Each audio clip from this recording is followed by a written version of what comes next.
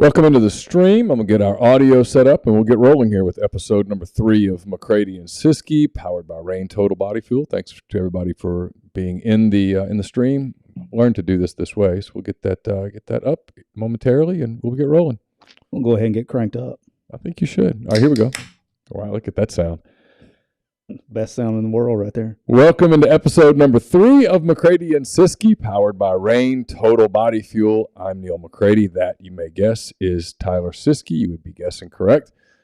Today on the show, it's SEC Media Days are rolling as we speak. We're recording this on Tuesday afternoon. Paul Feinbaum's talking to Tim Tebow about what appears to be Mississippi State. So we'll talk about a lot of SEC stuff today as well. That's a fun conversation. Yeah, but Tim's like, how much am I getting paid?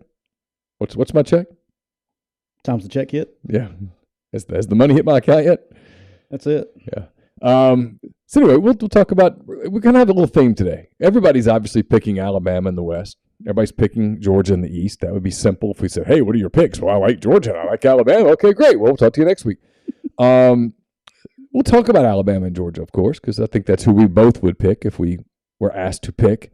But we're going to try a little mind exercise today and let the football gods take a visit into the Clark Ford Studios and say, fellas, let me just tell you one thing. The SEC Championship's going to be a humdinger. Everyone's going to be talking about it. Everyone's going to be watching about it. And at that point, we'd be saying, talking about it, watching it, we're looking forward to it. We'd be like, yeah, football gods, we get it. It's been this way for a little while. And then the football gods would drop the stunner on us. The stone cold stunner, and say, well, let me let you in on one thing, and then we're leaving because we got beers to get to. Alabama's not in it, and Georgia's not in it. And you can take that to the bank. You can take that to Vegas. There you go. There's your tip. You can head to Vegas. Let's go, Vandy. We're not telling you who's in it, but we'll tell you who's not in it. And that's it. So if they told us that, how would we look at the SEC differently going into the season? And here's the deal. And I'll say this. I'm picking Alabama and I'm picking Georgia. No. But we're sort of due a weird year. Yeah, I think you're right. I'm okay with that. I don't think it's going to be too weird with who actually wins it, but I think we maybe do a weird year on one side. I just keep waiting for something to happen in the league that shakes it up on a year where everybody's picking the same two teams.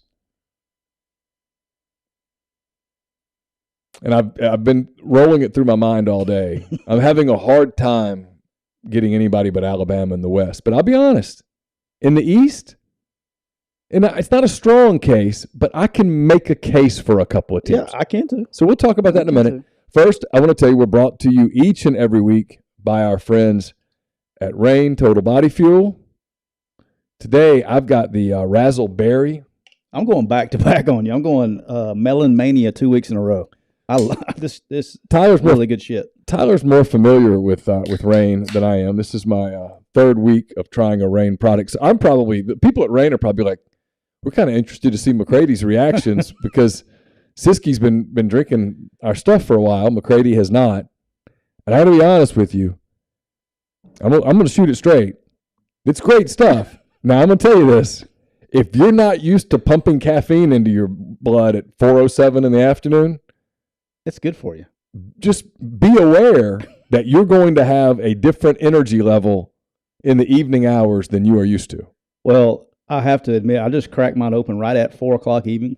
So at about 4:45, I cannot be responsible for anything I say from about 4:45 till whenever we turn this thing off. So I'm having the Razzleberry.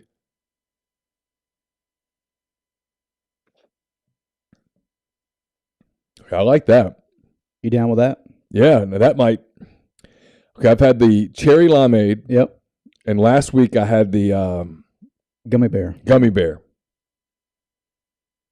This might be my favorite. Okay. I like. And I like the other two. Yeah. I'm going to keep experimenting with new ones each week. I'm not going to allow myself to get pigeonholed in episode 3. Yeah, I'm already pigeonholed, but I've had a little bit more experience. I like gummy bear. I'm a Melon Mania gummy bear.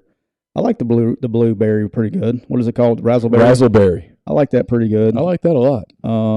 I'm a cherry limeade guy too. I got about 3 I rotate on pretty good. I'm assuming this is kind of a blueberry, raspberry combination. You know the old school when they came out with the baby blue blow pops back in the day? Oh, yeah. That's what that is. That's what that's designed after. It's supposed to taste like. They got your, it was the first one that got your tongue all blue. Yeah. That one. Yeah. Well done. They did a good job.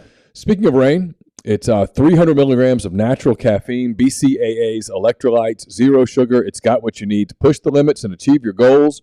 Check them out on Instagram at Rain Body Fuel to learn more. And do us a favor, hit them with the message that you appreciate them sponsoring this show. Again, kind of keeping you up to date on what we're doing here in the month of July. We're kind of weekly in the month of July, in large part because of my travel. I was traveling the second part of last week. I'm traveling the second part of this week. Next week we'll get together and do a Tuesday show again. And then when we get into August, the week after that, we'll start hitting you with 2 shows a week as we get ready for football season and into the football season here on MPW Digital. So thanks to everyone for being a part of us. We've gotten a lot of great feedback so far. I really appreciate that. Hit us up on Twitter. You can follow us on Twitter at McCready Siskey. McCready Siskey. And hit us up. You can follow Tyler at Tyler Siskey. I'm at Neal McCready. So all that stuff. And again, appreciate you being with us. Ryan Marshall says, can't remember the name, but the orange creamsicle is really good. It is good. The orange creamsicle is good. I'm just not an orange guy. Oh, you're not? No. Not an orange flavored really guy, yeah. Ice cream, all that stuff, no. Oh, see. Isn't that funny? People are so different. I love orange sherbet where I can't have it in the house. And if you told me I haven't had a soda in going on a year. Damn, cuz. And if you told me that I could stop and have a soda and only one soda, I would get an orange soda. Okay. That's fair. I say that sometimes just in the middle of, especially driving down the interstate, I crave just a Coke. I'm a Coke guy. I'll crush it. I'm a Coke guy. Anyway. Not a sponsor. Not a sponsor. What I really crave is Rain. Total Body Fuel. Total Body Fuel. All right, so let's talk SEC football. Before we get into our exercise today, which I think is going to be interesting, let's start without the premise of the football gods visiting. All right. If the football gods don't visit and someone comes to you and says, hey, Tyler, pick the SEC West, pick the SEC East this year, everyone's saying, okay, I got Alabama in the West, I got Georgia in the East, and they're going to play each other in the final and whatever. Is it that easy? Is it that easy? Because it feels kind of that easy, especially in the West. Yes and no. In the West, for sure. Look, I've been saying this for over a year. It's the first time, and I think he brought it up this morning. I just didn't exactly hear. To my knowledge, it's the first time in a long time that he's had both coordinators back. He being your former boss, yes, Nick Nick Saban. Saban's got both coordinators back, and he has his starting quarterback back. And that may be the first time all of those have aligned at the University of Alabama at the same time with him there. All right. With that being said, the quarterback is not just a quarterback; he's the Heisman Trophy winning quarterback. Right. All right. Two is Will Anderson on the other side is the best defensive player in college football. Period. I don't care. You can whoever. I don't care. Sure. No, I agree completely. I think he's the best player in college football. I agree with that. Should win the Heisman, but you know how that goes. All right. So at the end of the day, they have something. They were a little pissed off, and you got two. Not only are they great players, they're great leaders, and I know this from inside the building, obviously, but they're great leaders and great people. And when you have great talent with the great leaders in the right positions like that, I mean, I think this is going to be his best team ever that he's had there, ever. Okay. I mean, by domination. Now, I've had other people tell me that who are not connected to you, who are around that program. Some say this is his best team, to the point that it creates this buzz that I know where it comes from. It's a very natural thing that people speculate. Well, he's going to leave on top. This is the last year, and dude, that guy ain't gonna. He's not. Like people, that's a reoccurring every year because sooner or later, if you guess it enough times, you're going to hit you're going to hit the bulletin board or whatever. Well, because with a normal person, he's going to leave at some point in time, right? Well, with a normal person, and I don't mean this critically of Saban, but with a normal person, you say, okay, you're 70-something years old. You've broken all the records. There's nothing. He could stop today and never win another game, and his legacy is completely established. He could flip everybody the bird and walk out the door right now. Well, they could roll a 2-10, and his legacy is established. So at some point, people say, well, doesn't it make sense that if this is indeed his best team and ever, which is saying something, this is his best team ever, and he leaves with another national championship with these two guys, Anderson and Young, who are both going to the NFL at the end of the season, it stands to reason that, with the changing landscape of the game and all of the stuff, it stands to reason that, hey, he's going to walk away. But this is not a normal guy, is my point. So he's not wired in a normal fashion. I don't think he's the guy. I'm sure that his wife, Terry, is lovely company. But I don't think he's the kind of guy that looks at it and goes, yeah, I'm going to go into the grandpa business and go up to the lake house and just kind of hang out. I think he'd lose his mind. Right. This is his hobby, right? This is what he enjoys. Some people like playing golf. Some people like to travel. You have, these visions of sitting on the beach and enjoying your day. What he wants to do is he wants to coach football. That's it. He wants to be in charge of a football team. That's his hobby. And to the point, and I don't know if I've said this on here or not, so if I have, forgive me, but at the end of the day, the guy is wired like no other and has a drive and a work ethic unlike any coach. I'm talking about position coach. And I've been at, a lot of times you coach at lower levels and guys are hungry and they work their ass off. I mean, this guy is on top. I mean, on top of on top. And he works harder than anybody in the building. And, he works, he's going to show up between 7:26 and 7:28 every day. That's when he gets there. I'm talking about to the minute. That's not an exaggeration. That's when he's going to show up. Sed's going to be down there waiting on him to get him in the door. He's going to come up there. He's going to drop his stuff off, and we're going to have a staff meeting at 7:30 on the nose. And he's not going to break stride. He eats the same thing for breakfast, 2 Little Debbie cakes and a cup of coffee. He eats the same thing for lunch, a turkey chef salad every single day, and then he'll mix it up for dinner. That's his deal. But when he goes home, he doesn't care if it's March the 15th or if it's in the season. It doesn't matter. When he goes home every single night, he watches recruits every single night on film and evaluates them. For how long?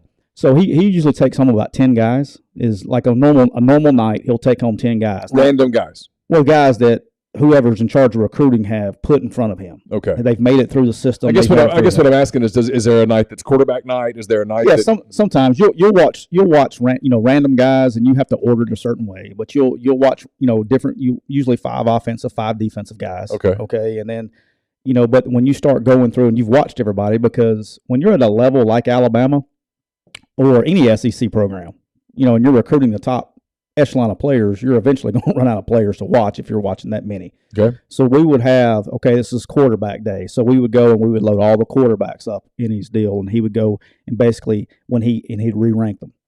This guy's not 4 anymore, he's number 2. Whatever it is, he'll re-rank those guys and do that per position. That'll last about 2 weeks. But even when the guy goes on vacation, we would put, 70, 80, 90 guys on his computer. And I remember one year in particular, he comes back around the 4th of July, around that period of time, maybe the first week after. He comes back to Tuscaloosa for like 2 days, and he shoots every commercial you ever see him in. He shoots in those 2 days. Every commercial, he shoots them all. Those 2 days. He's so regimented, right? Right. And you'd have to load him back up to go back for his second haul vacation, whether he was going to Lake Burton or if he was going to the beach and Boca Grande. He's got 2 spots. Just a fascinating guy. He really is. I wish if I could, and you're starting to see a little bit of it in the media. Like I didn't really see it I watched these SEC Media Day stuff today. You didn't see him on the stage, but when he goes to the SEC Network or he goes and does College Game Day, I wish, if I had one wish for him, I wish that every fan could see him in the same light as people who work for him, because he's a really good dude and he's pretty funny. But they get this image of just fire and brimstone the whole time, right? But he's a good dude. He gets hot sometimes, but yeah, I've been on the other side of hot once. I mean, yeah, and I've been on the other side of the nice guy. I've gotten some legendary ass rippings that'll go in my book one day. I bet some good ones. We'll get one of those out of you. After about 45 minutes, you may be able to get some out of me. Okay, I'll remember that. What do we got in the stream here? We got. Well, we have some bot issues that pop up. One of the Hey, Brennan, we got somebody that can find you a girl. Don't encourage the bots, please. Yeah, all right. We're on this. Sorry. Did you ever cross paths with Kirby? Did y'all ever work on the same? Okay, you and Kirby Smart. So Grind has a question. He says, "Is Kirby like that too? What successful coach doesn't take recruiting as seriously as he does?" Yeah. Let's avoid the trick questions here today. I can answer that for you, Grind. How much does Kirby remind you of Saban? A lot. Kirby, they're different personalities a little bit, but Kirby is he's got really, really, really good people skills, really good communicator, very organized. But look, he worked for the guy all the way back at the beginning of his career. So, I mean, when I say he's molded by a guy, I mean, he was with him with LSU and the Dolphins, right? Correct.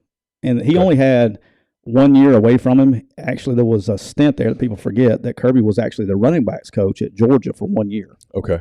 And somewhere in that, you'd have to look it up. It's somewhere in that Dolphins exchange between LSU. So he worked for Richt for a year. Yes. Okay. I want to say it was a year. I don't think he was at Alabama Nick's first year. I think he came the second year, somebody could fact check me. I think that's correct. I think the first year that Nick was at Alabama, I think Kirby was actually at Georgia. But he is Kirby, I mean, there's a reason that mold is working, and we'll talk about that when we get to Georgia in a minute. There's a very key part of this to finish kind of his mark at Georgia. I think he's got the biggest step of his career this year at Georgia, but to really follow the mode and the model. But very similar, phenomenal recruiter, great evaluator. I mean, very similar, just a lot younger. And different people skills, too. Very different. Like, I think he's a little more – if you told me one guy could work a room, I would tell you it was Kirby. Nick's really good at the public speaking. Kirby is a guy, he's very down to earth. And again, I know what the image is out there and I know what everybody sees, but I think I was joking with you and Chase about it because I heard y'all talking about it on your podcast at some point in time. But Kirby's a guy you want to drink a beer with. Right. Kirby's a guy you want to go play golf with. I mean, Kirby's he's a hangout guy. He's a fun dude. That's what I've heard from lots of people who know him. I remember in 2011, I was covering Ole Miss, obviously, and it was pretty apparent Houston Nutt wasn't going to get 2012. There was going to be a change. And one of the names I had started in September. I worked on profiles of several people where turns out I wasted a lot of time, except I did get to know some stuff about people.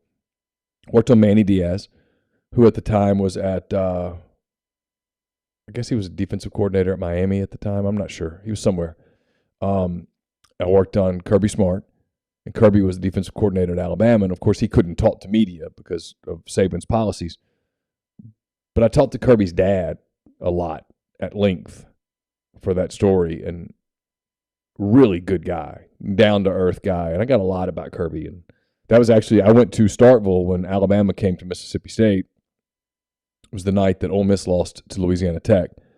And I didn't go to that game. I was in Starkville instead. And I talked to Saban after he finished all of his media deals with the Alabama people. And he was very gracious with his time. But I remember thinking at that point, I thought, boy, if you could land Kirby Smart here. Yeah, Auburn did too. It was I thought Kirby was going to Auburn instead of Gus. Right. When all that happened. But, it is what it is. He, and the thing I always admired about Kirby is Kirby had a lot of chances. I think if Kirby wanted to be the head coach at Ole Miss, he could have been the head coach at Ole Miss because he had the right guy pushing the buttons. Yeah, I think some of the people here at Ole Miss were concerned that he's going to leave for Georgia, and my attitude was, you guys are crazy. If he leaves for Georgia, he's leaving for Georgia. It means he won here. He got you going. That whole concept of, it happens, and tell you where it happens. It happens some here, I get that. But it happens a ton in like the group of 5 level. Yeah. That guys, hats off like South Alabama with Kane. They're like, well, if he comes down here and wins, he's not going to be here very long. You're damn right. But you know what? That means you've succeeded. And finally, when, we left Arkansas State, right? And Arkansas State for years was like that. And then they hired Hugh. When Hugh left, well, I don't want to hire Gus Malzahn because he's not going to be here very long. Well, he wasn't. Guess what happened the year he was there? They won, and they hired the next guy. Guess what? He's not going to be here. Well, guess what happened? They won. Right. And so you've taken a program historically that has been terrible, and now they're a good football program at that level. It's the supermodel thing. I tell people this all the time. You like supermodels. I like supermodel analogies. Yeah, I like that. If you have an opportunity as a single person, of course. Go ahead. I know, at first I was like, don't spit on my computer. Then I realized it's your computer. I'm like, I don't care what you do to your computer. If you have an opportunity to date the supermodel, date the supermodel. Yeah, don't worry. And if someone goes, but she's going to dump you. Yes, she is going to dump you. That's right. Absolutely. But 2 things are going to happen. 1, you got to sleep with the supermodel. I can't look at you. Go ahead. And 2, your supermodel is probably going to have other supermodel friends, and that's who you're going to hang around with. And even though you look like some chump, just be the nice guy. You're going to be a nice guy, and they're going to think, what is it about him that makes her? They're going to be curious. And so when she does dump you for the richer guy, and it's going to happen, it's going to happen. You know it's going to happen. It's inevitable. When you finally get to that point, you handle it graciously. You say, hey, I'm happy for you. I wish you the best, even though inside you're dying. And then they see that, and before you know it, guess who's jumping in your DMs? Other supermodels. I'm going to get my kids to kind of watch this segment. This is going to be dating advice. It's great advice. It's great advice. It really is. My wife's not going to like it, but she'll be okay. I cooked dinner tonight, so she'll be okay. If you're running in that company, that's the company you keep. So if you are an athletics program in a group of 5 and you get into the habit of hiring the hot young coach who's going to leave, he's going to land the job at Georgia or Auburn or Florida or Tennessee or whatever. He's going to get that job. To get it, he has to win. Yep. He has to win where you are, right? Yep. So you get to take the ride and enjoy the wins. And then when he leaves, you don't say nasty stuff. You say, oh, no, Coach Johnson, Williams. Hey, appreciate you. You're awesome. Yep. We love you. We love your family. We enjoyed your time here in Jonesboro or whatever. Go get them. Unless we're playing you, boy, we're for the Tigers, Bulldogs, Vols, whatever. We're for you. And then you go get the next guy. And then he comes in, and if he's there long term, one of 2 things: he either loved it and just decided to stay, which is great, or he's going to keep winning and he's going to get the next Ole Miss job or Kentucky job or Indiana or whatever. And the other thing is you make your job more attractive for the next guy. So you actually continue. I mean, it's the same thing with Arkansas State. I'm asking a serious question. I wish people would understand this. If Hugh Freeze never won it, if he did not win at Arkansas State, he wouldn't have gotten the Ole Miss job. But Gus Malzahn wouldn't have taken the job when he left. Right. And then if Gus Malzahn hadn't won, Brian Harsin wouldn't have taken the job at Arkansas State. You see what I'm saying? Like, not only do you get that, now you make your job a little bit more attractive for the next guy, and you can continue that success so you can go get another coach. All right, so let's jump into this. I got notes, man. I'm ready to go. All right. The football gods drop down into the Clark Ford Studios. Yep. And they say, all right, Tyler, who you got in the SEC West? And you say, oh, come on, it's Alabama. And they say, okay, who you got in the SEC East? And you say, it's Georgia. And they smile at you kind of mischievously, and they've got their crystal ball, and they go, we like you, Tyler. I'm about to give you a little piece of information that nobody else has. The SEC championship game in Atlanta is going to be a doozy. Everybody's going to be talking about it. You guys are going to be talking about it. It's going to be the story in college football. And you're like, yeah, I get it. I get it. No, you don't get it. Let me tell you who's not in the game. That's all we're going to tell you. Then we're leaving because we got stuff to go to. We got a party, supermodels, and hope the gods aren't doing that. Got stuff going on, supermodels and fire trucks and everything. We're going. And you say, okay, well, what is it? Alabama and Georgia aren't in that game. And you're like, neither one of them? Neither one of them. And then, poof, they're gone. The football gods just disappear because they're magic, like the Tooth Fairy. So they're gone. They just left. And you're like, whoa. But you know they're right. Okay. Alabama's not in it. Georgia's not in it. That's a key piece of advice because there's money to be made now. And they tell you, hey, you ought to go to Vegas with this. All right, where do you want to start, the East or the West? You pick. So we're heading back. I was just in Vegas. We're heading back to Vegas. We're going to go to the MGM Grand Sportsbook, the Caesars Sportsbook. We're about to go put some money down. All right. Where you want to go, West or East to start? Let's go West. All right, we'll start in the West. So the SEC West is being won by someone not named Alabama. So we'll start here. What does that mean if I tell you that and you know that? And again, this is an exercise. It's right. July the 19th. Anybody who's going to crucify us over this, you're taking this way too seriously. Relax. Enjoy some rain. Maybe put a little vodka in it and chill. The first thing you would think is injuries really besieged Alabama, right? You would think that they lost some people early. Had to be injuries. That would be I just don't see. I mean, I don't know either way to say it. I don't know if anything else could do it besides injuries. Okay. And I do want to go on record and let everybody know, too, is that may not do it either because there's a guy sitting behind Bryce Young that's pretty damn good, too, now. That's what I've heard. I've heard the Simpson kid. I'll tell you one thing I was told, something someone's told me close to the Alabama program. He's a dude. Is that when it's all said and done, he might be the best quarterback to ever go through there. You know, and we'll get off. Which is huge. We'll get to the question in just a second, but I do want to say this about him while we're talking about him because we may not talk about him again until we have to. Ty Simpson, I've seen this kid forever. I've known his dad. Dad's the head coach at University of Tennessee Martin. He came to y'all's camps at Ole Miss when he was 8th grade, 9th grade. He didn't even have hair on his arms. Yeah. And just the right stuff. You know, we talked about it last week.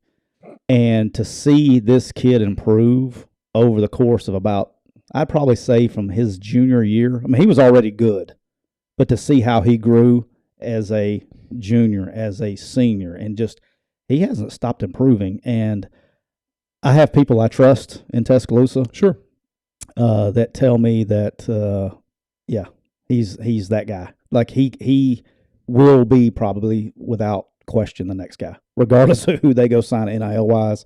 That's where I'll be. I don't know how much of a beat they would skip, I guess, if he had to go in the game. Because he will be ready. He's got the. Oh, he's been ready for a long time. Yeah. All right, but back to our exercise. Alabama's not in it. They didn't make it. How do you start to look at it? Do you start from the bottom and start eliminating, or what do you do? I mean, I got 3 teams I think that could be for consideration. Okay. All right, and those would be Texas A&M, LSU, and Arkansas. Okay. All right, so A&M obviously has the talent. You know, the question with A&M is going to be, for me, Texas A&M has all the talent in the world, and they don't have to go very far. They just have to turn on last year's film to say, hey, look, you've already beat these guys. Yeah. They've already slayed the dragon. They've had a taste of it. Yeah. All right. Now, did they have some advantages in that game? Sure. It was at home, at night game. That's a tough place to play. If anybody's been down there, it gets rowdy. They had a lot of things going for them. But I can tell you this, is that they do have the talent, and they've been, everybody's talking about, well, those guys are freshmen. They've been recruiting well for a while. This isn't like shocking. They just now last year decided to recruit. Mm-hmm. Like, I hate that narrative that NIL, they've been NILing for a while. Okay. So they got dudes. I think that they, from a talent standpoint, I have to put them there where they're at right now and being the next team. However, they have to be consistent. They can beat, literally, there's not a single team on their schedule that they cannot beat. Not one. They can literally beat everyone.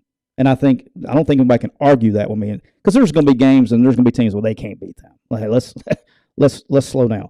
They literally can beat every single team on their schedule. Now, with that being said, there has to be consistency, right? Because they always seem like they should have beaten Arkansas last year, but they didn't. But on paper, they should have. Should have. Got popped pretty hard in the first half. And they got it handed to them. But they did it, but you go and you look at, if you told Jimbo last year at the start of the season, if you tell any Texas A&M fan, hey, look, you're talking about the fairy godmother coming down. Hey, look, you're going to beat Alabama, and you're going to beat Auburn. How do you think they're feeling about their? They're making their reservations in Atlanta. Yeah. Yeah. And who do they lose to? They lose to both Mississippi schools. They lose to Arkansas, and they lose to LSU. Yeah. In Edwards Ron's last game. Those are the 4 games. Yeah, on the flip side, had you told Jimbo before the year you're going to lose to Arkansas, you're going to lose to LSU, and you're going to lose to both of the Mississippi schools, he might have hurt himself. Yeah, he'd probably think he's going 4-8. Yeah, he would have thought because he's not going to beat anybody else. He knows I'm not beating the other. This is an unmitigated disaster. Correct. And so they can beat anybody, but they have to be consistent. They have to be. I'd like to see a little bit more explosive plays on offense, but regardless of what it is, I think that they're, obviously from a talent standpoint, I think they're the next team up from that. Okay, so let's talk about the path for A&M. Obviously, they've got to go to Tuscaloosa. Alabama's going to have that game circled. Yeah, I've been on one of them circle games. That's on the other sideline. They're going to be ready for that one. They've got a weird schedule because they still have to play that early game against. They have that early game in Dallas against Arkansas that everybody always circles and goes, "Oh, that's A&M. They're going to win that game." And Arkansas, the last couple of years, has played that game pretty well. It's just one of those games, dude. Always is. In 19, that game came down to the final possession. A&M won. In 20, it was because of the COVID thing. They played it in College Station. I'm going to throw that out. And then last year, Arkansas went down there and popped them. And, yeah, you're right. It's one of those games that I think if you're not connected to one of the two schools, I never knew anything about that game until my daughters started going there. I didn't either. I mean, I know this is an old Southwest Conference deal, but both campuses just empty out for that game. It blows my mind. I had no idea. I mean, you could if you want to rob a bank in Fayetteville, that's the weekend to do it. Everybody makes the trip to Dallas. It's a giant party. It's a huge alumni base for both schools. I think for Arkansas, it's one of the biggest alumni bases they have. I mean, it's just a massive party, and all the kids go down, and they all tailgate at Jerry World, and they go to the game, and it's September, and it's not hot, and so they stay for the whole game, and it's rowdy, and it gets loud, and whoever has the lead in that game has an advantage, and so my point is for A&M on paper that you go W. But in reality, it's not easy. And yeah, none of them are. And that's the thing. And, too, we're going to go over this and obviously all that stuff and make sure the fans understand this. The one thing that drives me nuts about preseason predictions, and the SEC media is going to do this, I guess, tomorrow or whenever the last day is, you're going to set the records based on whatever the hell they look like at the end of last year. And in today's world with the transfer portal and everything else that's going on, I don't think you can do that anymore. And I'll be honest with you, when we start picking games and stuff, I'm going to be guessing for about 2 weeks until I get to see them play. Right. But I just, for all the talent, I know what they have. I'm looking at rosters and players. Like, I'm judging this strictly on players and coaches and things like that, not what they did last year. They just have too much talent, man. I mean, DJ Elliott was on our show last year. He did it, and DJ went and watched them practice for about, 4 days. And I trust DJ. DJ's now, for those that don't know, DJ's now the defensive coordinator at Temple. He got back in it. And DJ, I mean, he knows ball. We almost hired him here, by the way. But he told me that's the best football team he has seen talent-wise, just looking in the way that athleticism that he may have ever seen. He goes, I've been to Alabama, but it reminds you of like a really good Alabama team, that they're that talented and that good, and they have coaches. And when you have that kind of talent with the coaches, I mean, you can't help but win. So was it just quarterback play last year that got him? I think quarterback play had a big part of it, and that's what I'm saying with Haynes King. And now you got Max Johnson down there. Okay, and Max is, I'm not going to say Max Johnson's ready to win a Heisman Trophy, but he's a steady arm. You know, Calzada got in there and still beat Alabama, but Calzada wasn't ready last year. No. You know, but he's talented. He just wasn't ready. And I think you got the King kid. I think you got the Johnson kid. I think they're stable enough at that position to be in Jimbo's offense to be able to move the football, and they're going to be good enough on defense to stop people. I'm really excited to see DJ Durkin at Texas A&M with that talent. So let's talk about LSU. LSU, a lot of buzz this week all of a sudden at SEC Media Days. And I'll tell you why it is. Here's where the buzz is coming from. The buzz is coming from the fact that the circus ran out of town and they've brought in stability. No matter what you think of Brian Kelly, he wins wherever he goes. He's a very good program runner, and he's stable. And when LSU has had stability, LSU's been a bitch. Nick Saban won a championship there. Now Saban's the best, and so you can kind of throw that out. Well, Saban went everywhere he goes. Okay, cool. Everybody. But then Les Miles, who I like Les, and I know he's kind of quirky and weird and stuff, but good dude, can run a good program. And before it got weird with him at LSU, he was doing a really good job. He won a national championship there. Yeah. And then Ed Orgeron, who's known as a great recruiter, but nobody's ever going to accuse Ed Orgeron of being a great coach. Nobody's ever going to accuse Ed Orgeron of being a great program runner, of being a stable guy, of being, you know, the picture of serenity and stability and, hey, this thing is calm and we're just churning. He won a national championship there. So can Brian Kelly win a national championship? Yes, of course. I mean, yes. I would bet on it. Yeah, I mean, so, but there's this buzz now already, and people say, oh, they're super talented. And I'm like, that's funny, because when I watched them last year, and to your point, we're doing the last year thing. But when I watched them last year in Oxford, they did not strike me as super talented. They were good. They had some talent, because LSU's always going to have talent. And frankly, those uniforms are so sexy that everybody looks good in them. But I do like those, by the way. They're awesome. I mean, dude. But I didn't look at that team and go, oh, yeah, man, there's talent just all over the place. They're just underachieving. So I don't know where this is coming from, that this year LSU is going to just light the scene on fire. I don't know where that's coming from. I do believe they have talent. Knowing who they've recruited, who they still have there. And this is where I'm going to start the whole conversation with LSU. One is, let's start it with Brian Kelly. And again, the guy's won literally every single place he's ever been. Yeah. Grand Valley State, okay, Central Michigan, Cincinnati, Notre Dame. Yep. Okay, so we're going to say he's not going to win at LSU? Is that what we're going to say? You know what I mean? Like, he's going to win. Well, I think he's going to turn him back into a power. I think it's going to be I'm not ready to say it's happening this fall. Now, let's talk about this fall. Okay, he's got talent. He's got structure. Okay, the guy, and that's the thing it makes, like, when we talk about great coaches and, you know, guys that have, you know, we're talking about the greatest of all time, and you're talking about those kind of guys.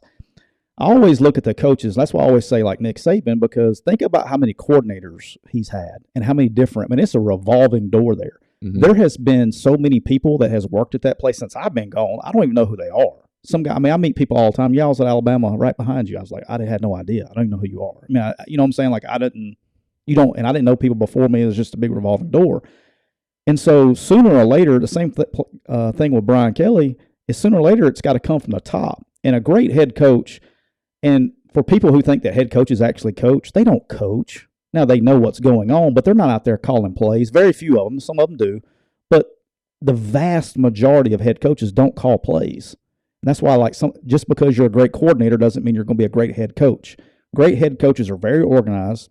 They coach the coaches. They know what they want, and they can get that out. They manage their players, the culture of the team, and they're phenomenal recruiters. And as much as we want to talk about family and all that stuff, the guys, they're landing players now. They're recruiting their ass off. They're recruiting at a really high level right now. I mean, And for those that question the NIL stuff with LSU, I've had a bunch of questions. I'm just saying they're recruiting at a high level right now. And you heard what he said yesterday. We will not be outbid. And that would tell me if I was a high school recruit, I'd be like calling LSU. See what had happened here was, I mean, if you want to drive the price up. But anyway, the guy's going to win. And then, so let's talk about this year. They have 3 quarterbacks that can play at a lot of different schools. Okay, I've known Grant Nussmeier since he was knee-high to a grasshopper, and he was like the best athlete. You know how you have those kids that are just badass athletes in like Little League? He was that guy. One of the most athletic kids I've ever seen in my life. It was actually very fun and entertaining to watch. I worked with his dad at Alabama, Doug Nussmeier. Great dude, coaches for the Cowboys, for those that don't know. But he's got the right stuff. I love the kid. I think he's a talented kid. Then you got the Miles Brennan, who I've also known forever. Yeah. You know, when I was here with Freeze the first time, his brother was a walk-on quarterback for us here, which I don't know how many people knew that. I didn't know that. Yeah, his brother was a walk-on quarterback here for us back then. And then when I went to South Alabama, our offensive coordinator, Bryant Vincent, who's ironically the head football coach at UAB, just got named. Oh, congratulations. Yeah. Him and the high school coach at St. Stanislaus were best friends. So this kid came over to all of our 7-on-7s. I'm like, holy shit. And they had the Rogers kid, and they had another tight end that went somewhere else too. But they had players. Got to see him a ton that summer. And then they got Jaden Daniels. Jaden Daniels is a freaking football player, and a lot of people don't know about him because he's been in Pac-12 after dark. But they got 3 guys that I don't know who's going to win the starting job, but competition, elevates people. And so whoever comes out as a starting quarterback out of that group is going to be pretty damn good. And Brian Kelly's always been good on offense. So I think they're a scary team for me. I don't understand that. I guess I do. The narrative is they're going to be okay because they've been, 500, 2 years in a row, roughly. Well, Grind brings this point up in the thread. I won't quote it verbatim, but the offensive line's an issue for them. I mean, can they improve enough from last year to this year up front to take care of that? I literally had that written down. So the big questions are on the offensive line. I do want to say this about offensive line play. The days of, fans think when offensive line, they're going to have enough time to throw the ball. The days of sitting back in what we call 5-man protection, what you see in the NFL on Sundays, sitting back there, nobody does that anymore. It's RPOs, it's run action, it's play action pass. You may ask drop back pass, between 5 and 10 times a game. But you're getting the ball out of the quarterback's hands. You're getting the ball out of the quarterback's hand. Now, the most important thing is which they were not able to do in the past couple of years, is run the football effectively. Now, from an offensive line standpoint, can they run the ball effectively? To me, in today's game, offensive line play is more about can you run the ball effectively to set up you want to run the ball effectively just for your RPOs as much as play action pass and everything else. To your point, when I was in Vegas, I finished the Andrew Luck podcast. And so much of Andrew Luck's frustration with the Colts it wasn't about protecting him as much as it was about getting an offensive line and a running back that could establish a run game so that the play action could be implemented into their offense to allow him to utilize his God-given tools. The guys on the edge are too good now to sit back like a statue. If you go back there, if you literally went back, I'm not talking about, this hasn't been that long ago. I think they're talking about changing the rule back if they change the rule back from 3 yards to 1 yard, you're going to see another shift in college football again offensively because the RPOs are going to go down.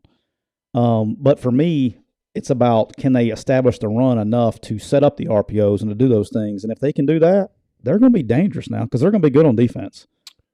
All right, so let's talk about Arkansas because it's a team that nobody talks about. You and I were talking about this today. I said I don't really know there's a negative tone with the media with Arkansas. Arkansas was 9-4 a year ago. They were a play away from beating Ole Miss. They whacked Texas. They popped A&M. They played Alabama very well. They played a really close game against Mississippi State and won it. Could have easily lost it. Played poorly against Auburn and lost. Beat LSU. Had an interesting season. Went 4-4 in the league and won all their non-league games. Yet people are doing this. They're a 6-6 team, and they look at their schedule and they go play Cincinnati. I'm like, yeah, but Desmond Ritter's not there. They play Liberty. Okay, cool, but Malik Willis isn't there. Those are not going to be the same teams. They return a quarterback who people do this deal with. KJ Jefferson's not going to be an NFL quarterback. Well, he's not playing in the NFL right now. He's going to play in this is the SEC. It's not the NFL. I mean, he's got Kendall Briles back as his coordinator on offense. Sam Pittman does. He's got Barry Odom back as his defensive coordinator. He's got his quarterback back in KJ Jefferson, who put up big numbers a year ago, and Kendall's quarterbacks get better year to year to year. They always have. It stands to reason that they will this year. They've returned their offensive line. They've got a stable of running backs. They lost Burks, but they brought in the kid from Oklahoma. I think his name is Hazelwood or Hazelhurst or something. Good player. They, a lot like Ole Miss, brought in a lot of new faces on defense out of the transfer portal. And there's, Lane Kiffin talked the other day about culture. Lane's concerned about culture, clearly. A lot of them are. Yeah. Sam Pittman has been able to, in short order, begin to kind of build culture there. There's a you can kind of see that with some of the kids that they're recruiting. If the football gods came down and said, who's winning the West, I wouldn't pick Arkansas, but they would cross my mind. I'm not dismissing them as much as other people are. Now, they get Alabama at home. I don't know that it matters really. The gap's so wide. In much the same way I feel that way about Ole Miss. People say Ole Miss gets Alabama at home. And I'm like, yeah, but there's such a gap there that I don't know that it matters. But I would, if you told me, hey, the Alabama's not going to the championship game, something happened. Not telling you what happened, but something happened and they didn't get there. Arkansas would be on my list of teams that I'd have to contemplate. You have to. I don't know. I'm sure you've talked about on here before, but going to Fayetteville and playing a game, probably the most underrated hard place to play in the world. Every time, and you think about it, and it's like you forget sometimes because, when I was here with Freeze the first year, and we had just beaten Auburn when Jeff Scott, they didn't call Jeff Scott down. We scored, we beat Auburn, and then they hadn't won an SEC game in 164 years before we got here. Mm-hmm. Then we go to play Arkansas the next week, and that was Petrino wasn't there that year. That was what was the coach's name? John Smith. Yeah. Yeah. I can't remember. That game was in Little Rock, though. It was in Little Rock. Right. And we walked it off with a field goal. Yeah. All right. Freeze goes back 2 years later with a really damn good team and gets his teeth kicked in. Bo and those guys. Yeah. Yeah. 30-0 or something crazy. Yeah, I think it was 30-0. And then I'm in Alabama, and we go there, and they're not very good. And you talking about lucky? And if there's Alabama fan listening, I don't think they realize how lucky we got. We were winning 14-13 late in the game, like in the last drive of the game, and they were driving. Like they just had to get in field goal range. And they ran I'm trying to describe it to the fans, but basically ran a rub route with a tight end where they faked outside zone, and the tight end comes up by the back sideline, and we busted the coverage. Our linebacker was supposed to cut the tight end and didn't. And Landon Collins was supposed to be rolling back into the middle of the field in coverage. And as he's rolling back, he sees what's happening because it's a play that they've hit us on before, and leaves his responsibility, basically leaves the post butt-ass naked in the middle of the field, and the quarterback just blindly threw it to the wheel route, and he recovered and picked the ball off on the sideline. We're losing that game. It literally, Landon Collins was doing what he was not supposed to do. He basically gambled, put it all in, and if the quarterback had just came off and gone to the post, he walks into the end zone. But they'd already hit us on it once before, and he came off of his responsibility and picks it off, and that's why we won the game. That's a hard place to play. It's a tough-ass trip. They put you in a hotel. There's nothing that, it's a tough trip. They put you in a hotel in Rogers. It's kind of away from everything, and yeah, it's different. Yeah, and it's just, and it can be the weather's different up there. It was like dreary kind of deal, mm-hmm. And we got very fortunate to win that game. And every time somebody goes to Fayetteville to play, that's like if I was the AD at Arkansas, we're not playing anything in Dallas or Little Rock. You're coming to Fayetteville every time. That's the biggest unused home field advantage in the league. All right, what about Ole Miss? I just don't think they're at that top three yet. I think 8-4 is probably their ceiling, just where they're at. I think I agree. I'm going to end up making people mad here. My pick, I think, this year for Ole Miss when I do it is going to be 8-4, and I'm going to tell people if I'm off a game, if the gods come down and go, oh, that ain't it, you're off one game. So I didn't know right then. Okay, they're either 9-3 or 7-5. I'm picking 7-5. I'm going 7-5. Yeah. I'm not ready to go there. And it's on paper, right? I mean, and I think Lane said this in his deal the other day is like, we're sitting here talking about, we're just saying, Georgia Tech's going to suck. We're saying we're going to, all this stuff. We don't know. Georgia Tech could come out and beat everybody's ass this year. It's very. Lane was concerned yesterday. There's things that I don't know what it was with him. We're taping this on a Tuesday, so I should say Monday. I need to be a better journalist here. And Lane's not a coach speak guy. No, he'll tell you what he thinks. He won't come out ever and say, "Hey, look, we're better than them. We're going to destroy them." That's not what he does. But you can tell. Yeah, And he's got some concerns. I mean, I think it's mostly. It's the unknown, right? It's mostly cultural. He talked about. I give the guy a ton of credit because in our field, not your field, but in my field, we always say, "Gosh, I wish we'd have more coaches who would be more, honest about things." And then a coach gets honest about it, and you drill him about it. You punch him in the face. But he said, "Hey, we have some culture problems." Basically, what he said. What it is he goes, "It's not something you can't fix, but it's something we got to work on." He repeatedly said, "We go into preseason camp with more to do than X's and O's." Yeah, we're bringing in guys, all these guys from different programs, right? From Mississippi State and Auburn and Central Michigan and Western Kentucky and SMU and TCU and I'm sure I'm leaving East Carolina, FAU, whatever, FIU, I think. You're bringing in all these people and you're saying, hey, you all did things different ways, USC. You all did things different ways at these schools. Now, you're all coming here and we're asking you to do it the way we do it. Now, how do we do it? Well, we don't really know yet. Why? Because we got here and then COVID hit us. And so we had weird year. Yeah. And then we had 2021, which was the first normal year. And in that year, you were blessed. And I'm not taking anything away from what the job they did. They did an amazing job to go 10-2 last season. But you were blessed with Matt Corral at quarterback.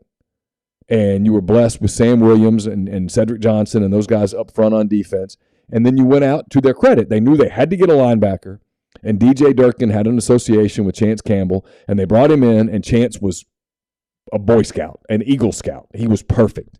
He fit, and to their credit, they had Mark Robinson, and they moved him from running back to linebacker, and DJ did a fantastic job with Mark Robinson. And DJ's a good ball coach. And those two guys, Campbell and Robinson, stabilized the middle of that defense, and Sam Williams went off and had a special season. My man. And so, and again, I don't say any of that to minimize the job that they did at all before anybody thinks that I am. But now you get into year 3, and they have a lot of holes, and they went transfer portaling to do it. And I've said this, and we talked about this last week. Maybe it's the right way. Maybe they overdid it. I think Lane even yesterday kind of hinted at, we don't know. Maybe. Nobody does. Nobody knows. But, if they get through the Kentucky, in my opinion, if they get through the Kentucky game undefeated, I think you're setting yourself up for a real – because I think Kentucky's good. I do too. We're going to get to the East. We'll get to the East, but I agree with you. If they get through the Kentucky game, you tell me they're undefeated leaving the Kentucky game, I'm okay. I'm in. Let's go. What we got? Because I think where I think Kentucky's at, and I don't know about spread. I don't know about what the spread's going to be and all that stuff. I really like Kentucky this year. If they get through that game undefeated, I think they can. We talk about culture, right?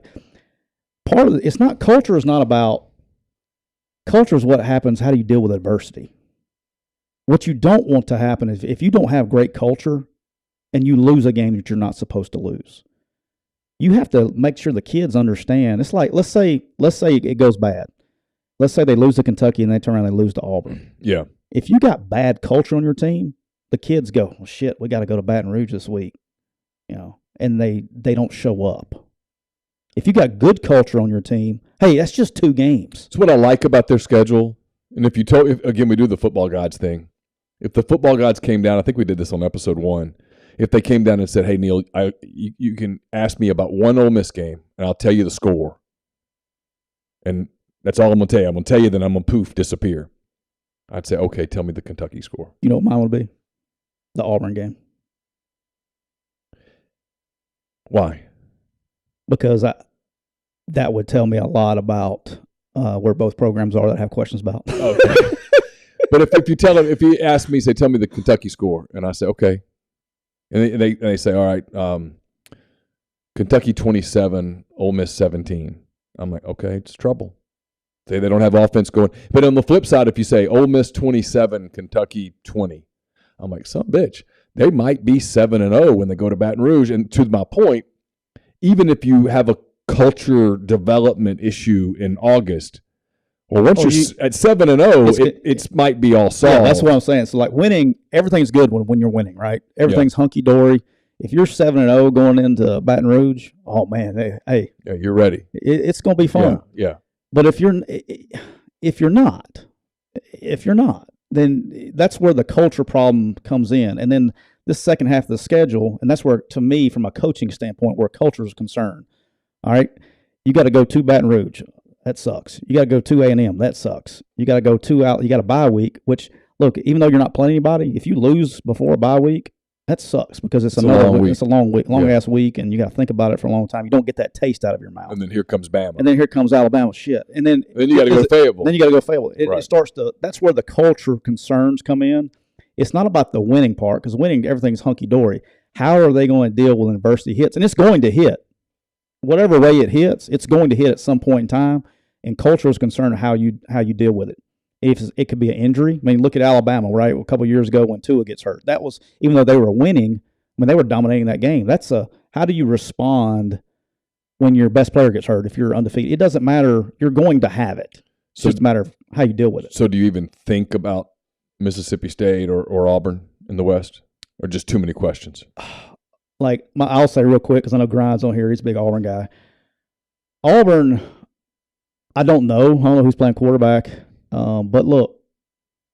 Bound to be Calzada, right? I'm kind of hoping it's my man Robbie Ashford, but I don't know. I really don't know. Even though they're a quick Q client. But Auburn always finds a way, man. I can't explain it. It's like a. I know. And I don't know, but they always find a way. And I think they're going to win some games they're not supposed to win. And they always do. They could get off to a hot start. They beat Penn State at home, and suddenly you get some confidence. Very similar, right? Yeah, and then you get LSU early, and LSU. I don't know what LSU is going to be like in the month of September, and it's like LSU's got to go to Starkville, kind of. Yeah, there's a lot of. Is LSU? Is the game in Baton Rouge? I couldn't tell you. Okay, but I do know this. Brian Harsin is a ball coach. He's a very good schematic coach. He's very organized. I like what he's doing from a football standpoint.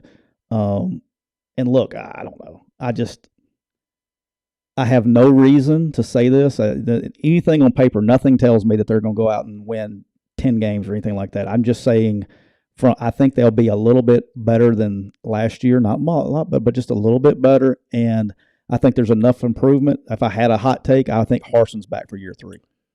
Why do we give Mississippi State no shot at all? All right, so here's the thing. I wrote this down. Nobody is talking about it. They probably love it. I would. It would be. Yeah. It would be.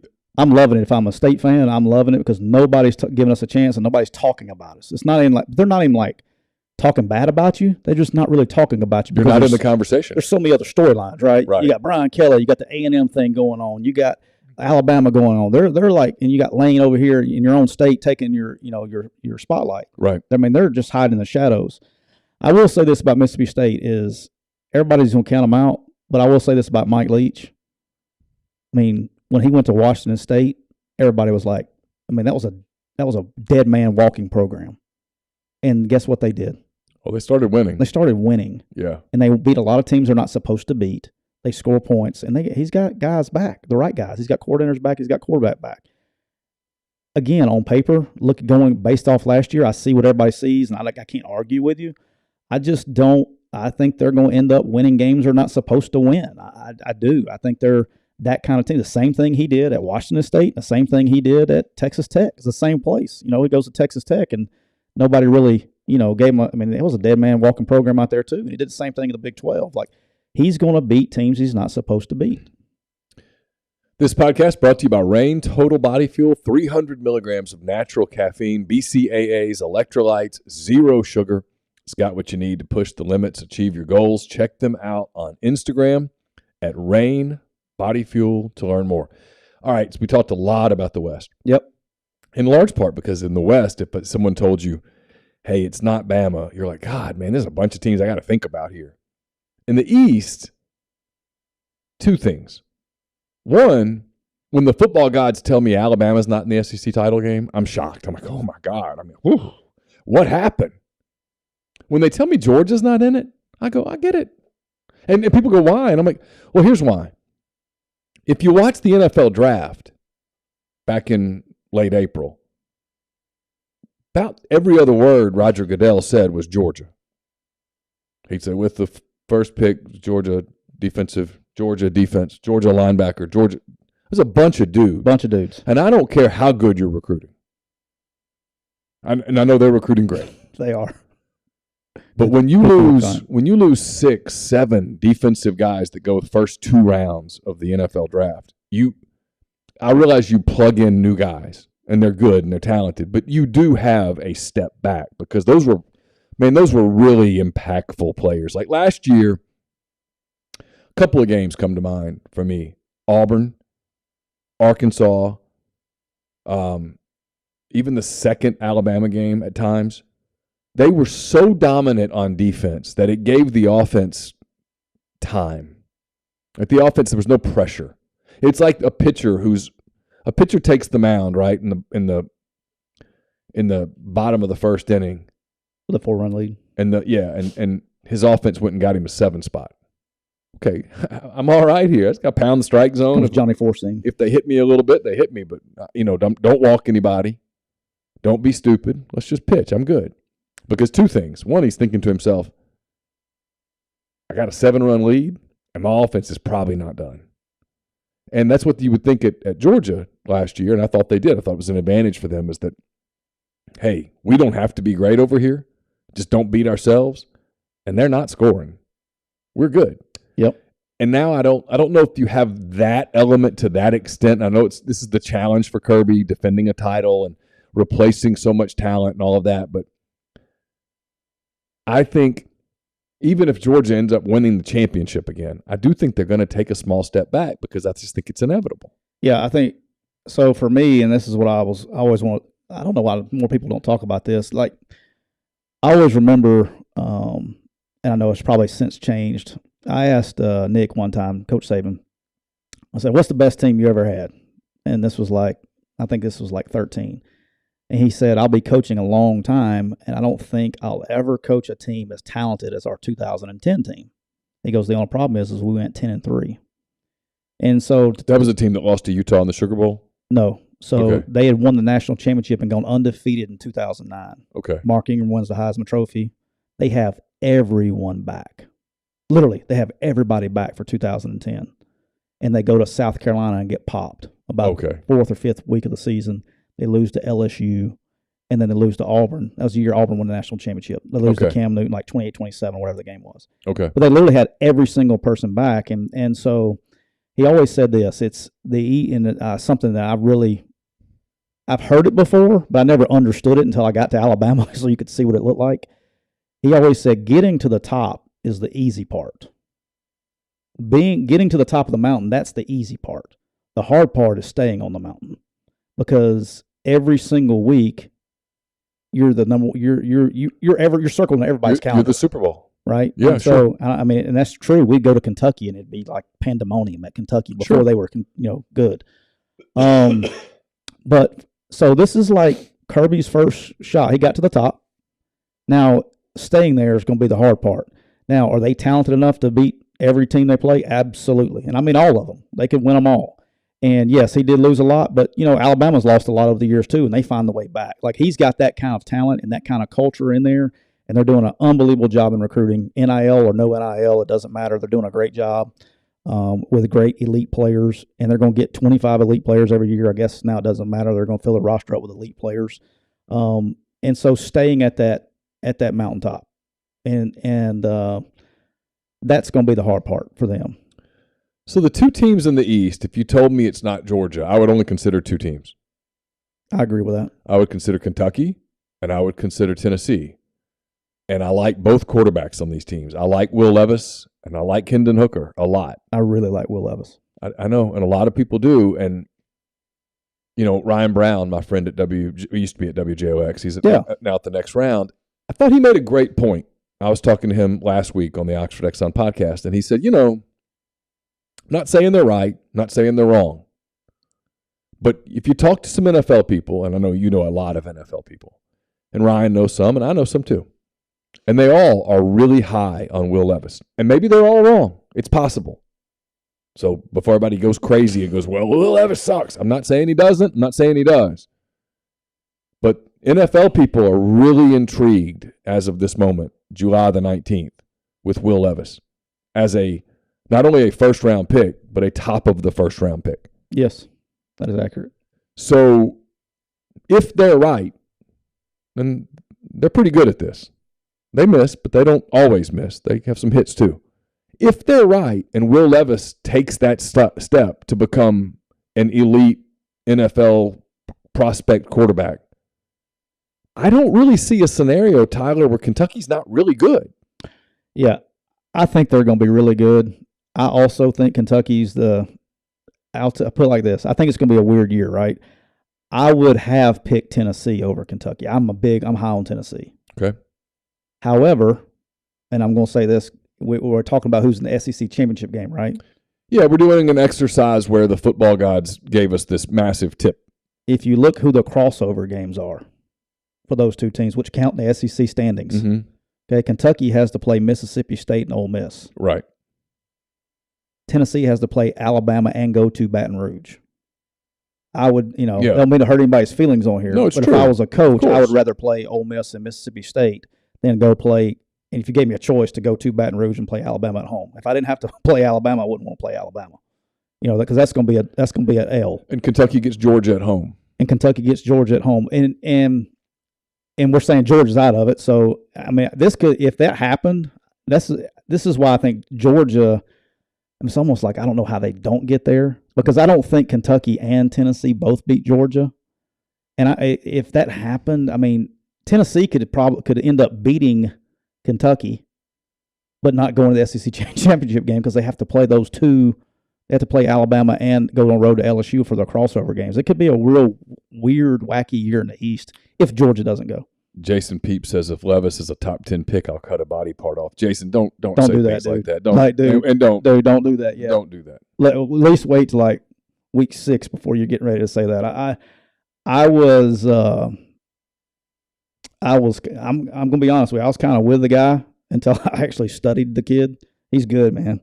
Like he doesn't. They don't get covered enough, I guess. I don't know but when you watch game film, he's pretty damn impressive. Well, they don't get covered a lot, and he was primetime games, I guess. Yeah, and look, it's about culture. Mark Stoops has really built culture there. Dude, let me tell you something. They have an identity. They're going to be tough as hell. They're going to be good on defense. And it's the first time they've had you have a really good quarterback you got a playmaker in the right spot. And then something else, but while we're on the Will Levis NFL train, one of the big reasons that he is so highly, he's talented, but the system they're running, Stoops has gone to this NFL model where he's bringing in NFL coaches. Right. And they're running an NFL system. And so that has so much value these days with quarterbacks because the tempo offenses, and it's so hard for quarterbacks to learn. I shouldn't say that. The smart ones will be fine. But I'm just saying it's a different game for quarterbacks. It's a different learning curve. Mm-hmm. Instead of coming up here and going, okay, it's 1 high, 2 high. There's my 1 high beater on this side, my 2 high beater on this side. Hey, I'm running an RPO on this play. So all I got to do is look at one guy. If he steps to run, I'm going to dish it. That won't work in the NFL. Yeah, this all progression. It's all 1, 2, 3, 4. You got hots. Nobody throws hots anymore. And there's a lot. It's a totally different game from a quarterback's perspective. And so him being in an NFL offense, literally with the terminology, that makes him attractive. All right. It's Kentucky. It's Tennessee. I criticized the hype hire when it happened. I'm starting to think I was wrong. Really? Yeah, a little bit. It just felt uninspired to me, and I was wrong. So I'm man enough to admit that I miss one here and there. I miss one a lot more than that. I miss a lot, but when you do this for a living, you're going to miss stuff. Part of it. Nobody talks about Florida, and I don't see it. I know that the uniform says Florida, but the roster doesn't. The roster doesn't say Florida. The roster says, Look, I'll say this about Florida. I know Billy Napier. We're friends. I don't know. I don't know. He's very quiet. Usually means a good thing for him if he's quiet. I will say they're not off to a great start though. They're not. They don't have a lot of recruiting momentum. There's just stuff. I want to say this to if there's Florida fans listening, just give my man time. Just give him time. I don't care what it starts like. Like I don't know. I don't know. I can't. They could be good. They could be not good. I don't know. But I can tell you this is Billy is. I've always said this. Of all the guys that I work with at Alabama, Billy's the one I always said, look, this guy's going to get a head coaching job, and y'all watch out because he's that organized, he's that detailed, he's got it, and he knows what he's doing. And contrary to popular belief, they got the little NIL collective thing. They're not up in Tier 1 yet, but they're banging on the door. I like what they're doing. And Billy, the thing that I like of what Billy's doing. How many head coaches you see get jobs that come from the Group of 5 level to the Power 5 level that they kind of fall in line? This is how we do it here, and they kind of fall in line. And that Billy's saying, "F you, I'm doing it my way." Right. And he doesn't care what you think. And guys that usually don't think about what coaches don't care what other people think about what they're doing. Well, a lot of the ones that we talk about at the really high levels. Nick Saban doesn't give a shit. Right. Lane definitely doesn't give a shit. No. He's doing pretty good so far. Kirby doesn't give a shit. Seems to be going okay. You see what I'm saying? Like sure. guys that Napier was very selective. I mean, he waited till he got a place that was going to let him do it his way. Billy could have had a lot of jobs. Sure. A lot of jobs. Right. And it wasn't that he wasn't offered the jobs. He was like, I'm not doing that job. He waited for the right one. Now, I don't know why Florida was – I haven't talked to him about why I thought Florida was the best one. We don't talk about that shit. But just a good dude, man, and he knows what he's doing. So if I'm a Florida fan, I'm glad I got him. A job that he could have had with South Carolina. He didn't take it. Shane Beamer's the coach there. He's got Spencer Rattler at quarterback. They are, if you said, hey, what are the teams? I'm a fan. What are the teams that you're interested in watching early in the season? Like just out of curiosity, South Carolina's kind of up there for me. So I said this, we talked about this, I guess, on maybe it was Hand Raised Guys I did with you a couple months ago, whenever it was. South Carolina, they got better every week. They had a freaking GA playing quarterback. And they got better every week. We talking about culture. There may not be a better culture. I mean, you got some good culture guys in this league with Beamer, with Pittman, with Kirby. You got some, and Billy now. You got some good culture guys that motivate players and can get them, doing what they're, buy into what they're doing. Yeah. Dude, I really like what he's doing at South Carolina. They got talent at quarterback now. That's going to be the $1 million question, is how the Spencer Rattler play in South Carolina. But I think Beamer's going to be fine with him. And he had a previous relationship with him in Oklahoma. He knows what he's buying. And look, I think South Carolina's one of those teams. I'm not sitting here saying they're going to go to the championship game, but do I think they beat somebody they're not supposed to? Yes. Yeah, their game in Fayetteville, I think it's in week 2, is, to me, early on, a must-watch game. Yeah, and because it's got whoever kind of, not necessarily who wins it, but just how that game shakes out, how it looks. The winner of that game, I think, is going to come out of it with some momentum, and that's a game that I think South Carolina could win that game, depending on what Rattler does. I think that's a game where KJ Jefferson could sort of establish that no, I'm better. I wasn't as dependent on Burks, and like that's Carolina.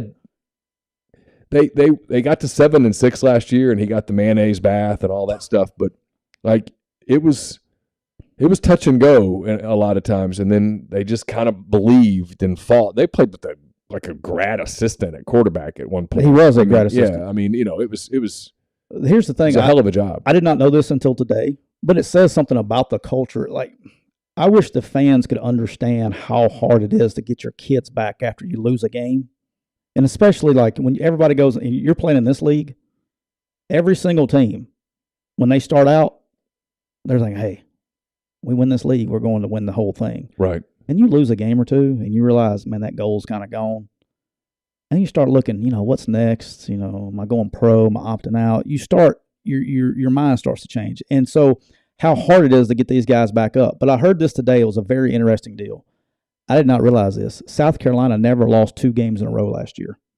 They lost a game. Every game that they lost, they won the next week. Is that right? That's right. And that says something about that, right? Sure. And especially when you got a GA playing quarterback. He was able to keep a positivity inside the building. And that's talking about underrated places to play now. Oh, yeah. He's got them excited. I would not want to be playing in Columbia, South Carolina early in the season for sure. No, because it gets rocking. It gets rocking. That place is that's a tough place to play. Obviously, no Missouri, no Vanderbilt. Is there? I'm going to say my interest part. I'm interested in Missouri because of the transfer portal. They took a ton of dudes. Yeah. All right, and they have good coaches. Drink's a good ball coach. Mm-hmm. Kevin Peoples, who I've worked with, I think's one of the best, if not the best, defensive line coach in the country. Is at left Indiana, is now at Missouri. Our man Jacob Peeler, who a lot of Ole Miss fans know, is great guy, mm-hmm. phenomenal recruiter. He's now at Missouri. But I want to see kind of like how they basically retooled. They took the Ole Miss approach, right? They went heavy portal, and I want to see the cult. And you heard Eli say it at his Drinkwitz say it at his press conference as well. The culture, see how that works out. It's more of I'm interested in watching to see how that works out. And Vandy, look, I'll say this. Did you watch any of the media days today? I just noticed that Clark, who I like, looks like he's put a few pounds on, and I just made the observation that as a guy who looks a lot like Clark Lee, Clark, my man, unfortunately for us, the follicle gods were bad. They're bad on me, too, if it makes you feel better. And when they're that bad, you can't gain 20 pounds because every pound in your face shows. Yeah. I will say that's all I could think about today was looking at Clark was like, hey, you're going to have to try something different. If I was a Vanderbilt fan, and that's where if that was what I raised, I'm a Vandy Commodore fan, I would be excited that he's my head coach. Yes. I think he's trying to do it the right way. He is. And he's trying to do it the way that they had done it there when he was there, and they're trying to build it. And he's working his ass off, and I love his mentality. I do too. I love his mentality. But what I would hate if I were a Vanderbilt fan? What would cross my mind is, if this guy who clearly knows what he's doing, this guy who's got a plan, who's patient, who's persistent, if in the event that he can't get it going, I know James Franklin did it. But different circumstances. But if Clark Lee can't get it done, and I don't mean like win the league. I'm not talking about that. I'm just become competitive, get to where you can win 2 or 3 SEC games a year and win your non-league games and get to a bowl game and build a little momentum, and maybe you get to a place where you can pull off an upset here and an upset there. If he can't do it, I don't know that anybody can. Under those conditions, yes. And the conditions were different when James Franklin was there, right? So the admissions, they got a lot of waivers and things like that, and Franklin was able to get some players in, and then they had that issue. I remember it was involved in receivers. It was actually when we were here, like it was all going on. But, Frank, that place is like, look, you can recruit to that place if your circumstances are the same as everybody else. If you go say, hey, I can get 25 admission waivers a year to Vanderbilt, mm-hmm. I'm sure somebody, I'm just guessing here, I don't know this, maybe you do, I'm sure somebody with a Vanderbilt degree has some coin. Yeah. If they could get excited and give a little money from the NIL perspective, and you give them and give them some waivers, like I'm assuming there's got to be somebody with a Vanderbilt degree that's got coin. Yeah, my understanding is the problem there, and again, I'm not an expert on Vanderbilt and don't pretend to. One of my good friends is Chris Lee, who does a fantastic job covering Vanderbilt for Rivals, vandysports.com. He's also with southeastern14.com. Chris is just one of the best people in my field. Covered Vandy for a long time. I don't want to put words in his mouth, but I'm paraphrasing, I think, or interpreting what he's told me is that, yeah, Vandy obviously has a lot of big donors, but it's not cool yet, right? To be the donor to athletics. Yep. It's cool to be the donor to the medical school or the law school or whatever, but you get a little look down your nose if you're the guy that's giving money to football players. And so it's going to take a coach like Clark Lee to get something going, to get people excited, to get people proud enough for someone to go, you know what? You guys can make fun of me, but I enjoy us being competitive. And so I'm going to give $2 million to some NIL program to give our players $20,000 a piece a year or whatever in some sort of annuity or whatever, however that works. Right. And but that's the step. And to do that, it's chicken and egg a little bit. And so he's got to build enough where they win some games, like the non-league games. He can't lose the Tennessee State game or whatever, right? He's got to win those games. And then you got to, like, I thought for them they had a really good showing in Oxford late in the season. Like they were really competitive against Ole Miss, and he's got to build on some games. Like, got to have more games like that where when they play in Auburn or Florida or whatever, maybe you don't win, but one of the storylines is people are like, you know what, they're getting closer. They were all right. They gave Florida all they wanted. They gave Kentucky all they wanted, and they haven't been able to say that the last couple of years. Is this the year? I'm going to say yes. Can I go hot take? It might be the same hot take I've had. Go ahead.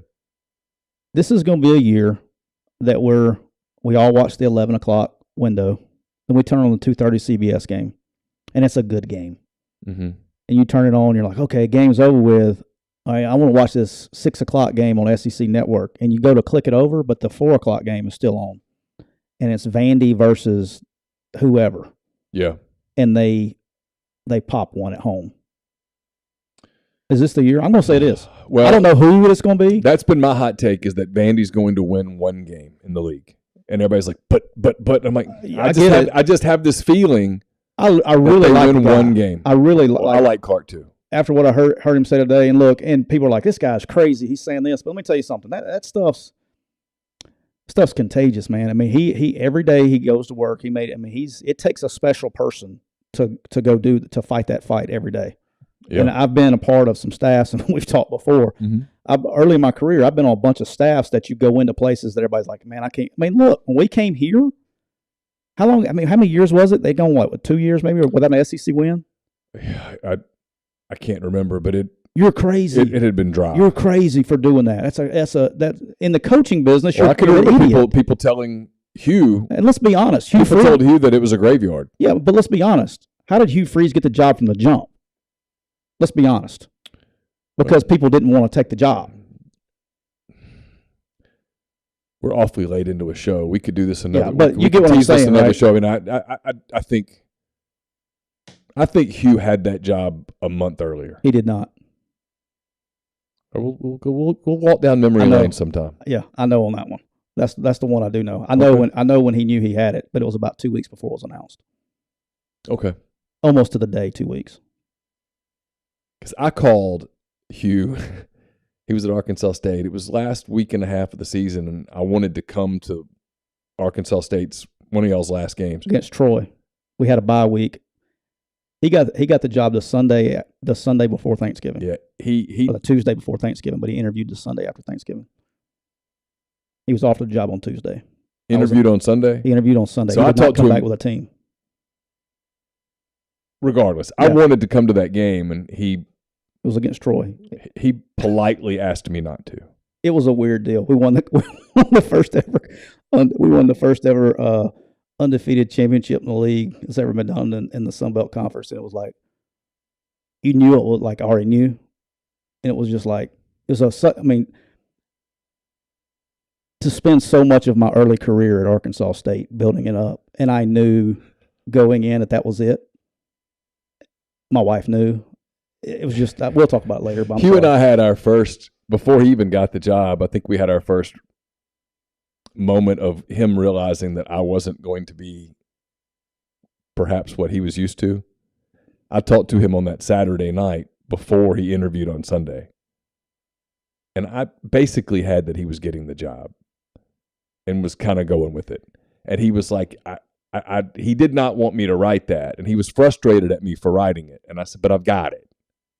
He said, but that's, I'm not interviewing until tomorrow. I get it, but here's what I've got, and I've been doing this for a long time, and I'm right. And so unless you can tell me that I'm wrong on the record, I'm writing it. And I think that frustrated him. So you remember that story? I will tell it later, but when him getting mad at me about subbing in players and not wanting to be in the top 25 in that game. That was the day before he interviewed for the job. He was wanting to show up Sunday to the interview with Arkansas State in the top 25. And he got pissed at me. We'll tell the story later, but he got pissed. Interesting. He got pissed at me for subbing players out up freaking 30 points in the fourth quarter. And I'm like, yeah, we'll tell that whole story. I've told on the other podcast I had, but it's very it's funny. All right, so last sentence. The football gods tell you that you go to Vegas, you get to bet on 2 teams. Who are you betting on? I'm going Texas A&M, Kentucky. Me too. Really? You're not even for podcast fodder? You're not going anywhere else? You're not going to say like... Okay, if you told me for podcast fodder, I couldn't go Texas A&M, yeah, Kentucky, those two are out too. I'd go LSU, Tennessee. Okay. You couldn't say Arkansas, so they wouldn't crucify you on here? If I say Arkansas, they accuse me of being a homer. If I say Ole Miss, they accuse me of being a homer. You're running out of teams. I'm running out of teams. If Carson goes to Auburn, you're screwed. Grind would be a fan of about it. Yeah, I don't think Carson. He's not really the Auburn type. Like all the War Eagle would he'd get tired of that. They all got that. Like Carson has it right now is a little enamored with Oklahoma. When I went to, but I can tell you this: after the one I've learned with my girls, I will never discuss Carson's college search at any form ever on this podcast or any other podcast. People, if you find out where Carson went to college, it'll be because you followed him on Instagram or something. I will never say a word. Never. That is the lesson I've learned from all the crap. I will never talk about it ever. Hey, real quick before we get out of here, when I went to Alabama, I grew up an Auburn fan. Went to Auburn, got to sit on a bench at Auburn, but I wore the uniform, right? So I get the job at Alabama, and everywhere you go, it's Roll Tide, Roll Tide, Roll Tide, Roll Tide, Roll Tide. And so you would go to these booster functions, and they'd be like, Roll Tide. And so we labeled it RTA, Roll Tide Anxiety. Is like my whole life, you're told not to say Roll Tide. And I go up to somebody, and I said, Roll Tide. And then I had Burton Burns was running backs coach, and I was joking with him about it. And I was like, Burton, I was like, and he goes, yeah, it's RTA, man. That's Roll Tide Anxiety. He goes, wait till the first of the month. That RTA will go right out the damn window. And it did. First of the month hit, I was like, Roll Tide. All right, so we'll stop there. Appreciate everybody being in the stream, for participating. Again, we're brought to you by Rain. Total body fuel, 300 milligrams of natural caffeine, BCAAs, electrolytes, zero sugar. It's got what you need to push the limits and achieve your goals. Check them out on Instagram at Rain Body Fuel to learn more. We'll be back next week with another edition of this show. We'll talk about some other leagues next week. Let's do it. I want to talk some Big Ten. Yep. I want to talk about the Big 12 a little bit. I want to do it all in 1 week. I want to talk some ACC, and I was just in Vegas. I went to a soccer game at Allegiant Stadium. Yeah. And man, that place is sweet. That is the nicest. I mean, did you put any wagers down while you were there? I did not. You did not bet one thing in Vegas. I didn't. I was trying to be a good influence, and it was bad enough that I'm sitting there at lunch and I'm ordering a beer or two, and I always think to myself, are you really being a very good dad right now at this moment? Are you really setting a very good example for your kid when you're sitting there at lunch at 12:30 and you order a beer? That's long gone in my thought process. Yeah. Obviously, I didn't care enough to not do it. I mean, I'm sure at this point he knows. It'll be the several cases of beer in the refrigerator would give it away. Yeah. Yeah, the bourbon in the back. Would be so, Dad, where'd you go? Liquor store. How many bottles are in there? Oh, you went ahead and bought the full dozen, huh? Yeah, so, no, but Allegiant was fantastic. What a beautiful stadium. The way that they did that stadium is state of the art. It is fantastic. It's right kind of across. There's a walkway from Mandalay to Allegiant. It's it looks like from the air and from in person, it looks like a big hockey puck. It's black, circular, state of the art skyline view on one end zone. It's airy, it's cool. Tons of the amenities are just like the concessions are everywhere. Yeah, it's ridiculous. Big, wide open concourse. They have slot machines in the stadium. I didn't look for that. I didn't see that. I'm sure they're somewhere. Yeah. But I didn't see it in the stadium. But gorgeous. And it was a great atmosphere. We saw Chelsea against was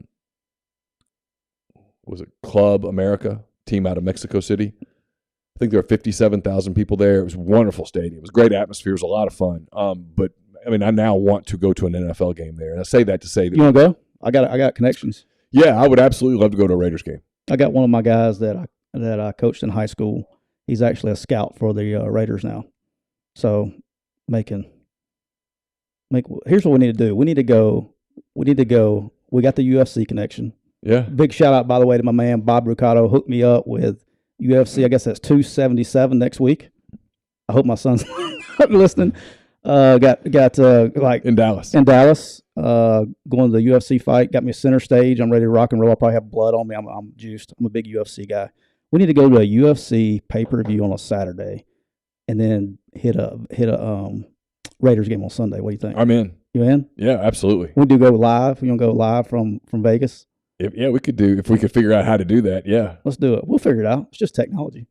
Yeah, I would love to go to a Raiders game, and then we'd do the other just to go. Yeah, well, I think we could hook that up. We just got to get to Vegas. Yeah, well, that's not a problem. They have planes. Lots of planes. Lots. I mean, well, the one thing you see in Vegas is planes taking off and landing. We could go live from Vegas, and then because McCarran is so close to the Strip. Oh yeah. I mean, you see planes taking off and landing all day to the point that you just become immune to it.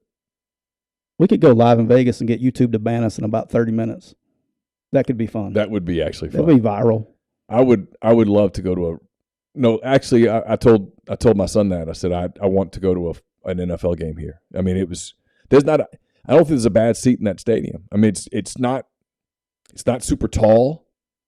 It just is fantastic. It was a great atmosphere. And it was the best soccer I've ever seen in person.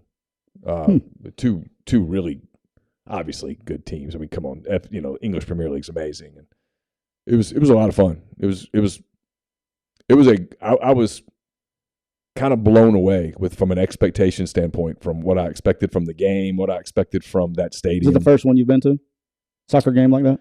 I've been to some MLS games, and MLS is getting better. I've been to MLS in Nashville and Chicago, maybe somewhere else. Never been to a soccer game. Really? Yeah, but I know like when you go to it, go to Atlanta. Yeah, they're ate up with it. Yeah, they're huge. Atlanta United. Yeah. Look at there. The MLS is growing. It's nowhere close to the same level of play. I mean, this was a jump. The Mexican team had several players who were on their World Cup team. Chelsea has like Christian Pulisic and you were talking Greek to me. Some of those guys. I mean, they were really talented. It was beautiful soccer. Like two teams that played two different styles. Chelsea's more of a methodical chess sort of approach. Their defense shape never breaks down. It was really cool. And the Mexican team was very attack oriented, which would make them susceptible to a counterattack if they had a turnover or whatever. And this is probably what fans feel like when I start talking about RPOs and picking up zone blitzes and shit. Well, I don't know a lot about it, but I live in a house with someone who plays the game, and so I've learned to get into it. And jokingly, I've told the story jokingly. I guess the last World Cup or whatever, and he was watching. My son was. He was watching all the World Cup games. And it was England playing somebody. And I told him, I said, whoever scores the next goal, and I was cheering for England. I said, whoever scores the next goal for England, whatever team he plays for, that's my guy. That's my team. Okay. And Harry Kane scored a goal for England. And I said, Carson, who does Harry Kane play for? And he said, Tottenham. And I said, that's my team. Oh, is that the shirt you have on? That's my shirt. I got on my Tottenham shirt. I saw Weldon's comment earlier. I cheered for Chelsea, and Carson looked over at me. He goes, "You're the only Tottenham fan in the world who would cheer for Chelsea right now, because apparently they're big rivals." And I see it. I like it. Yeah. So They said you don't in the chat here. They said, can we call the chat the collective? yeah, we could call it our Let's collective. this is our collective. The chat's not going to be called the collective. Benny says you hate MMA. I don't. I'm not big on violence like that. Like I don't like when they're just the guy's just getting pummeled on the ground and he's basically unconscious. But I have noticed that MMA does a much better job of protecting the fighter when he is in trouble. And I love that shit. I don't care who's fighting. It could be. I watch every Saturday. There's a fight night. There's something. I mean, I don't even care. I just don't want to. I don't like watching people get hurt. Well, you're doing it on your own. I mean, you like football. That's true. I mean.